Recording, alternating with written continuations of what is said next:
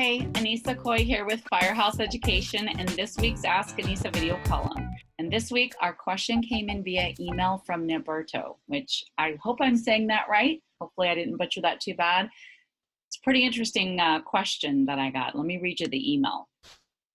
Naberto said, "Hello, Anissa. I watched your video. My problem is I've already begun cleanup and tear down of walls and floors due to 2.5 feet of water after a flood from strong rains. And though I have received my insurance check, $30,000, the lien holder, an older gentleman who owner financed the property, will not sign the check.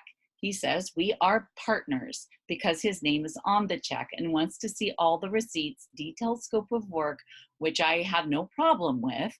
But when he said we should split whatever is left, I thought that to be a little advantageous. Your thoughts? Thank you and God bless."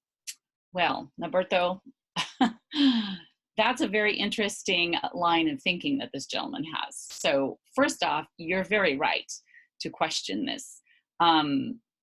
One, you're not in business together.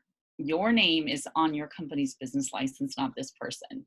And you are also the one out there taking all of the risk and paying the taxes on this money. So there is no business partnership here. And this person is just trying to take advantage of you and sees an opportunity to make some money, which I'll bet the person who's buying this property from them that he's financing would find that very interesting, that this gentleman is trying to, benefit because the fact that they had an insurance loss and off of their insurance policy.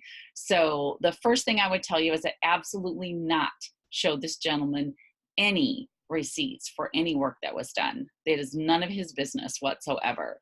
Now, giving him a copy of your scope of work that you're going to do, that I could understand possibly, like if a bank or a mortgage company has a lien or a loan rather on a house, then they do ask to see the scope of repairs and will want to inspect to make sure that work was done. But I'm thinking that this gentleman isn't wanting to make sure that work is done. I think he's trying to scam you out of money. So I don't know what state that you are in, but exactly what your laws are in your state. But I've never, ever, ever heard of a lien holder requesting money out of that check. So the first thing that I would recommend that you do, Umberto, is to let this gentleman know that is your money. Do not sign that check. You are the last person to sign that check after this lien holder signs off. I would take that check to him and tell him he needs to sign off on that. Otherwise, he will be hearing from your attorney.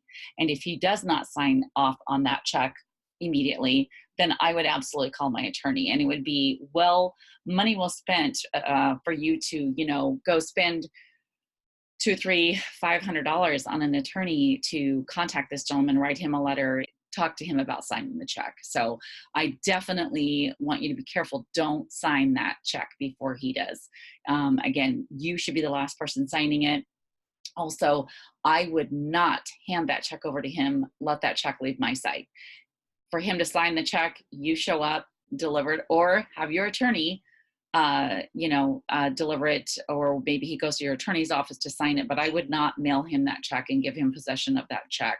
The other thing you could possibly do, but I would definitely put this down on my list of things, is contact the insurance company and see if they would remove his name off of that check or let them know what he's trying to do. But I'm really not sure about that. I don't know what state, again, that you're in and what your laws are.